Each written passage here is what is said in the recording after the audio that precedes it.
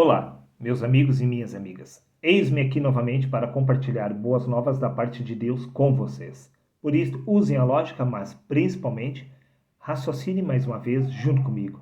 No livro de Romanos, no capítulo 1 e no versículo 16, está escrito: Porque eu não me envergonho do evangelho de Cristo. Disse o apóstolo Paulo. Espera aí. Como assim eu não me envergonho do evangelho de Cristo? Por acaso há algo registrado nos evangelhos que seja digno de vergonha? Bom, isto vai depender da sua fé. Pois na geração de Jesus, para os escribas, para os fariseus, para os sacerdotes, tudo era motivo de escândalo, pois eles consideraram as palavras de Jesus como heresias, pois Jesus afirmou em seus evangelhos exatamente que o homem é Deus em manifestação. E isto escandalizou aquela geração. Jesus afirmou que não só ele era Deus, mas que todos nós somos a manifestação do Deus visível aqui na terra. E não só isto. Jesus também afirmou nos evangelhos que a história da Virgem Maria dando à luz ao Filho de Deus é a sua história. Pois você é a noiva do Senhor, pois o Criador é o teu marido. Sim, e disse o apóstolo Paulo, por quem de novo sente as dores de parto, até que Cristo seja formado em vós. Se é você que há de dar a luz ao Filho de Deus, logo podemos entender que a história da Virgem Maria é a sua história. E isto escandalizou, chocou aquela geração. Por isso eles crucificaram a Jesus. Pois Jesus, ao entendimento daquela geração, ele estava blasfemando contra o Criador. Prova disto é que no Evangelho de João, capítulo 10, versículos 30 a 35, está escrito: Os judeus responderam, dizendo-lhe: Não te apedrejamos por alguma obra boa, mas pela blasfêmia. Porque, sendo tu homem, te fazes Deus a ti mesmo. Pois Jesus afirmou: Eu e o Pai somos um. Isto escandalizou aquela geração, principalmente porque Jesus citou. Então, respondendo-lhes, Jesus disse: Não está escrito na vossa lei, eu disse, sois deuses? Não só ele tomou esse título sobre si, como estava afirmando que todos os seres humanos são Deus em manifestação, tendo uma experiência inconsciente através do corpo. Pois se a lei chamou de deuses aquele a quem a palavra de Deus foi dirigida, e a Escritura não pode ser anulada. Se a Escritura afirmou que todos nós somos deuses, não há como negar esta verdade. Mas os fariseus não aceitaram. Consideraram Jesus como um herege, mesmo Jesus tendo citado o livro de Salmos, no capítulo 82, no versículo 6 e 7, aonde diz: Eu disses, vós sois deuses, e todos vós outros filhos do Altíssimo. Todavia, como homens morrereis. Estava escrito na lei. Sim, Jesus citou que o próprio Deus afirmou: Eu disses, vós sois deuses, e todos vós filhos do Altíssimo. Por Jesus ter afirmado que era filho de Deus, ele foi crucificado. Hoje em dia não tem problema nenhum. Todo mundo afirma ser filho de Deus, mas ninguém é crucificado por isso. Agora, afirme que você é o próprio Deus, que você é o próprio Verbo encarnado, e veja exatamente o que acontece. Eles irão dizer que você está maluco. Mas é exatamente isto que Paulo afirmou, que ele não se envergonhava do que Cristo havia relatado nos evangelhos. Os evangelhos estavam afirmando que o homem é o próprio Deus, que a história da Virgem Maria é a história de todos nós. Quer que eu prove? É claro que eu vou provar. Veja o que consta no livro de Atos, no capítulo 9, no versículos 4 e 5. E caindo em terra, Saulo de Tarso ouviu uma voz que lhe dizia: Saulo, Saulo, por que me persegues? E ele disse: Quem és, Senhor? E disse o Senhor: Eu sou Jesus, a quem tu persegues. Espera aí. Jesus não estava mais em cena. Após 40 dias após a ressurreição, ele ascendeu aos céus. Então, Saulo de Tarso não estava perseguindo a Jesus, mas sim perseguindo os cristãos. Isso significa que quando Saulo de Tarso estava perseguindo uma mulher, automaticamente ele estava perseguindo a Cristo. Quando ele estava perseguindo uma idosa, ele estava perseguindo a Cristo. Como assim? Cristo é uma mulher? Sim, assim como um homem, pois Cristo é um espírito que está no homem. Prova disto é que no Evangelho de Mateus, capítulo 25, versículo 40, está escrito: "E respondendo o rei, lhes dirá: Em verdade vos digo que quando fizestes a um destes meus pequeninos irmãos, a mim o fizestes." Saulo de Tarso, ao estar perseguindo os cristãos, automaticamente estava perseguindo a Cristo. Ou seja, quando Saulo de Tarso estava perseguindo uma mulher, ele estava perseguindo a Cristo. Então, repito, e caindo em terra, ouviu uma voz que lhe dizia: Saulo, Saulo, por que me persegues? E ele disse: Quem é, Senhor?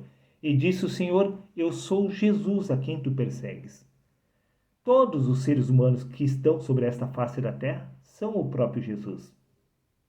Pois todos nós somos um em Deus, e Deus é um através de todos nós.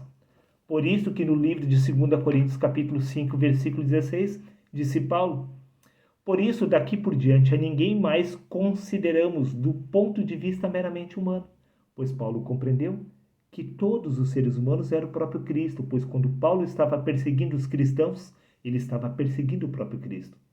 Pois a história do homem é a história de Deus, se desdobrando no espaço-tempo. Paulo, ele não tinha vergonha de afirmar exatamente o que estava registrado nas Escrituras. O que é motivo de vergonha para a igreja, Paulo tinha orgulho de professar a sua fé. Nisto podemos entender porque no Evangelho de Mateus, capítulo 19, versículos 5 e 6, está escrito: Por essa razão o homem deixará o pai e a mãe, e se unirá à sua mulher, e os dois se tornarão uma só carne, disse Jesus. Agora veja a versão de Paulo. No livro de Efésios, capítulo 5, versículo 31 a 32, disse Paulo: Por isso deixará o homem seu pai e a sua mãe e se unirá à sua mulher, e serão os dois uma só carne. Conferindo com as palavras de Jesus, mas Paulo acrescenta: grande é este mistério. Digo, porém, a respeito de Cristo e a igreja. A união do homem com Deus, não do homem com uma mulher. Pois veja o que consta no livro de 1 Coríntios, capítulo 6, versículo 17. Entretanto, aquele que se une ao Senhor é um só espírito com ele. Você precisa se unir em matrimônio com o Senhor. Por isso que no livro de Isaías, capítulo 54, versículo 5, está escrito: Porque o teu Criador é o teu marido, o Senhor dos exércitos. Sim, meu amigo. O Deus vivo é o nosso marido, pois nós somos a noiva do Senhor. Paulo compreendeu este mistério e relatou exatamente em seus livros.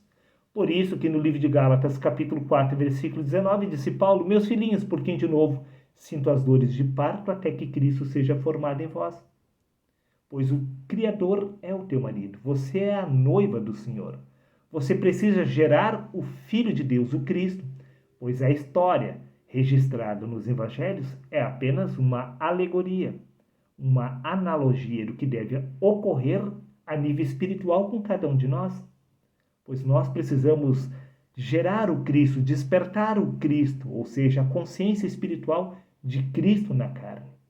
Pois no livro de Colossenses, capítulo 3, versículo 4, está escrito: Quando Cristo quer a nossa vida se manifestar, então você entenderá exatamente quem você é na essência, o próprio Deus, tendo uma experiência inconsciente através do corpo.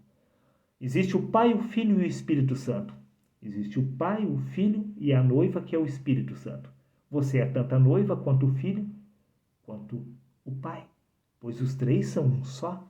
Por isso que no livro de Jeremias, capítulo 30, versículo 6, diz: Perguntai, pois, e vede, se algum homem tem dores de parto. Sim, os seres humanos como um todo estão com dores de parto para gerar o Cristo.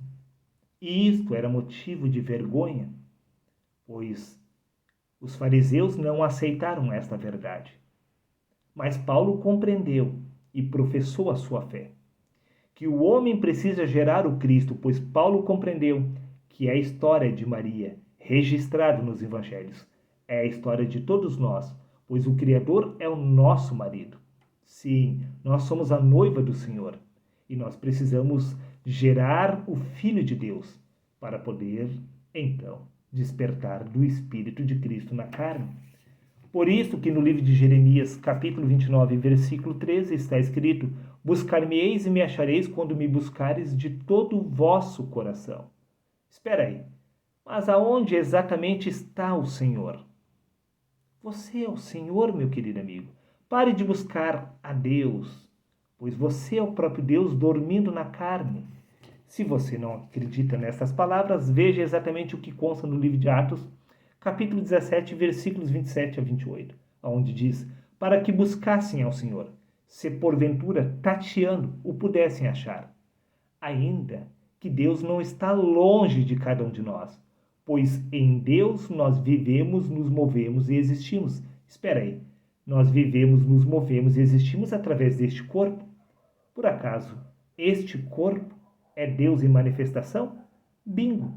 Pois este é o templo de Deus, aonde Deus habita. Espera aí, quem habita no corpo, por acaso não é você? Sim, eis aí o Criador. Pois quem habita no corpo é exatamente você. Se o corpo pertence ao Senhor e é você que está governando o corpo, não há como negar. Para que buscassem ao Senhor, se porventura tateando pudesse achar.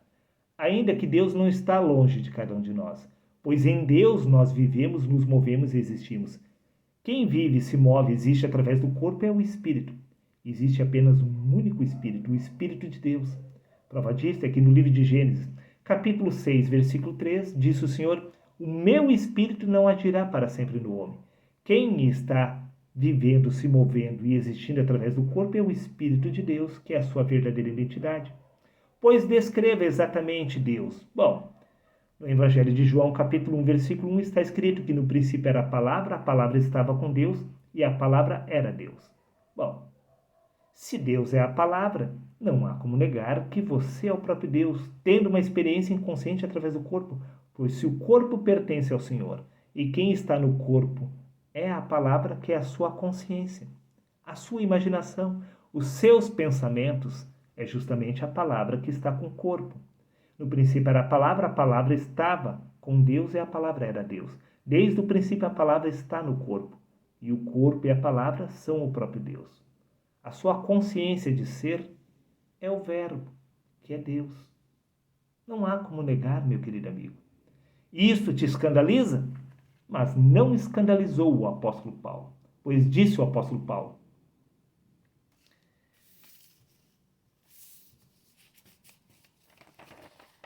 Livro de Romanos, capítulo 1, versículos 16 e 17, para finalizar. Porque não me envergonho do Evangelho de Cristo, pois é o poder de Deus para a salvação de todo aquele que crê. Porque no Evangelho é revelada a justiça de Deus. No Evangelho é revelada a sua verdadeira identidade. Você não é o corpo, senão o Espírito do Deus vivo que está vivendo, se movendo e existindo através do corpo. A história das Escrituras revelando a Deus é exatamente a sua história, pois Deus está revelando exatamente quem você é na essência, do princípio ao fim, de Gênesis a Apocalipse. Deus tem revelado quem você é na essência, pois você não é o corpo, senão o Espírito do Deus vivo, que está tendo uma experiência inconsciente através do corpo, pois foi o Verbo que se fez carne. Toda a carne é Deus em manifestação. Nisto podemos entender que você é a palavra que está no corpo, e a palavra é o próprio Deus.